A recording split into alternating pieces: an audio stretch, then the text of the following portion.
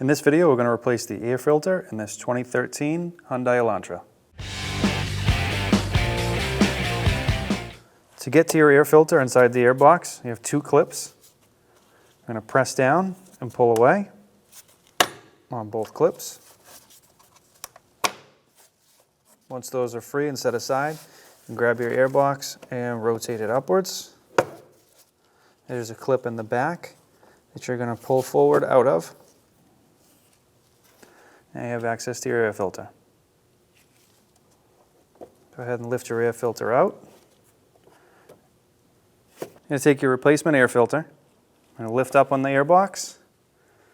Sit your air filter back down in.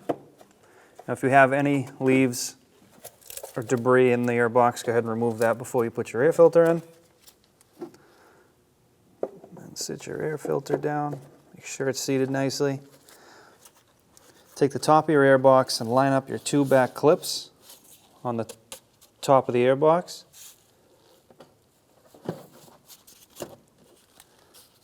And push straight down.